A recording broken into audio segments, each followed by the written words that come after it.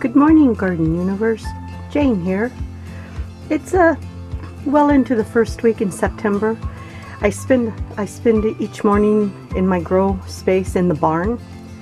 My husband is calling this Jane's World. A lot of chicken noises out here, but I'm close to where all the chores are done. I get up in the morning, turn on the lights, check the hoop house, check the chickens, feed and water the chickens, turn the chickens loose, and then I come in here.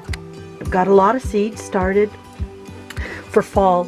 Lettuce, chard, all the same things I started in spring. I'm going to try and get either a late fall, early winter harvest, or hopefully like the beets, I'll get them out in the ground, and when they survive, I'm pretty sure they do. Our winters are pretty mild here.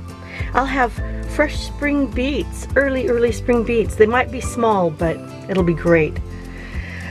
Let's see, the domes that I bought, the propagators, just have been a blessing. Oh my goodness, they're helping me get a really good start. I don't take them off. I'm able to leave them on, and enough condensation and moisture is keeping the seedlings going. I've got good germination on the beets and the lettuce, of course. Those are pretty easy. The borage and the kohlrabi that I'm trying to get recovered from the mishap of the toppled table incident. They're going to be potted on pretty soon. And let's see, papaya seedlings, you've seen those. This is something new for now. I've done this for years and years. When I was breeding and showing chickens, I fed them microgreens for good nutrition, for good feather growth, and then I just quit. I quit breeding chickens. I quit showing chickens, and I stored the seeds. I had a few pounds of sprouting seeds, all kinds of things like broccoli and red clover and mung beans and lentil beans and stuff I don't even remember. So I got out my supplies, found the seeds, measured a tablespoon in each mason jar, and then twice a day I dump some spring water in them and flush the seeds. I'll show you how I do that. I remember kind of going overboard and trying a lot of different things. This one's called Broccoli and Friends Mix. Broccoli, clover, red radish, and alfalfa.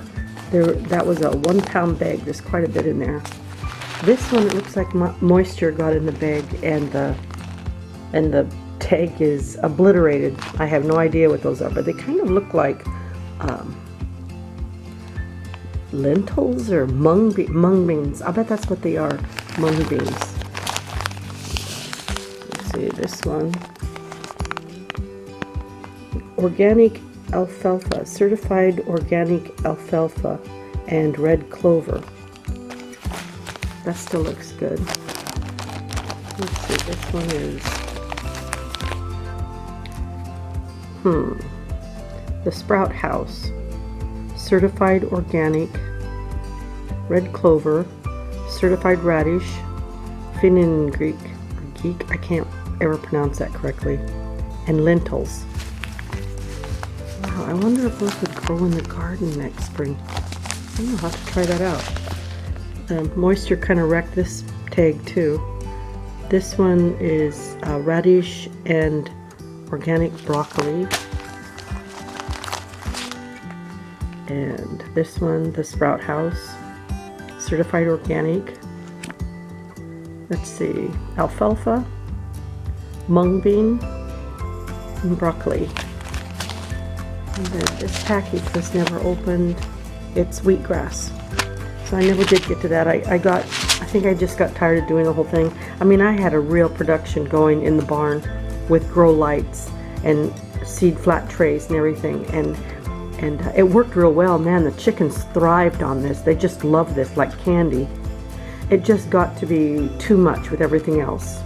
And then I quit showing and breeding chickens, and this all went into storage. So I think I'm going to get it out now and add a little bit of this to our daily diet. So I pour about a scant quarter cup of clean water.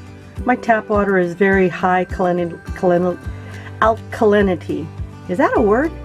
It's off the charts with bad stuff. Let's just put it that way.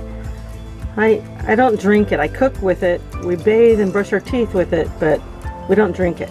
So anyway, I have little plastic mesh that I've saved from my crafting days, needlepoint mesh that I cut to fit the lids. And then I flush each jar into the other. It's kind of tricky with one hand. Nothing goes to waste. That's why I only need a 1/4 cup of water.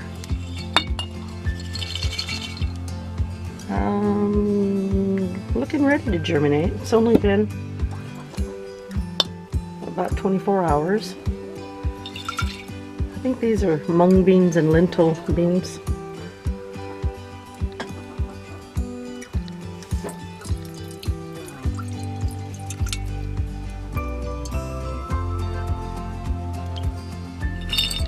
There we go. And the last one, swish it around. Let's see, I better get a better grip on that.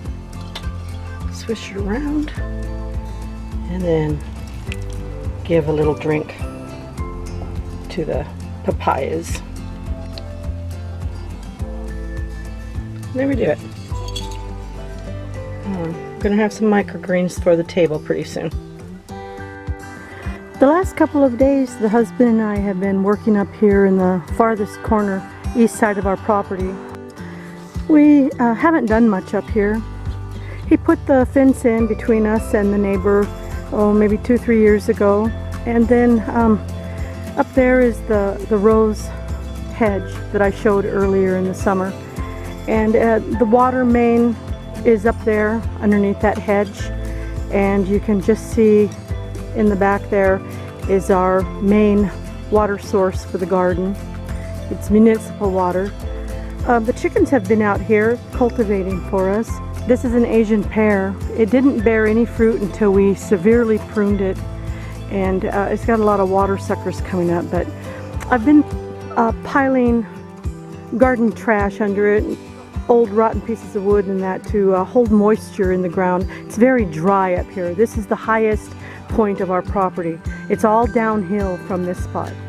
So out here we used to have a lot of chicken pens, turkey runs and all of that. When the cherry tree blew down, it crushed the turkey house. Turkeys have been long gone. But anyway, to make a long story shorter, I'm trying to cultivate this area, and we would like to put another Asian pear tree out here to help pollinate the first one we planted, even though it's full of fruit. We'd like to get better fruit, more fruit. Asian pears are better keeping than regular Bartletts, and we really like to eat them as a snack. So I moved the fence this morning. The flock has smaller access to this area now, so they can dig up and cultivate the weeds out here. There's a lot of buttercup, nettles, dock, and all of that. This is what they did over the summer. I've just raked it, so I can now, this morning, plant my cover crop, my crimson clover. So the back of the packet says it can be sown in the spring or the fall. It's a cool season crop. It will fix nitrogen in the soil, and it also says it can be harvested dried, the flower heads, and make a real pleasant tea. I don't know that there's going to be time for it to bloom in my zone, but I would really like to get a cover crop planted right away so that this area that the chickens so nicely cultivated for me will not go back to weeds. So that's what I'm going to do right now. We've had rain all night, and we're supposed to have rain all day today and a little tomorrow. Perfect. Okay, the crimson clover has been sown in this back corner. The chickens are kind of upset. They want to get through that fence and eat that seed. I think I better go get them some cracked corn, throw on their side, so they don't try and test that fence. I planted my 3 garlic bulbs. They're all safely in the ground and labeled. It didn't provide me very many cloves, but it's a start. I have all this space left for more garlic, or maybe I'll put my beets out there. Oh, and here's a sneak peek at something very, very amazing growing in my garden. This is my giant pumpkin that is actually turning into a big orange blob. It is the biggest vegetable I've ever grown in my life. The weight of it is deforming the shape, but it's just, to me, it just adds more character, more personality. Uh-oh, and there's a slug. There's the blossom end. Look at that. It's almost hidden.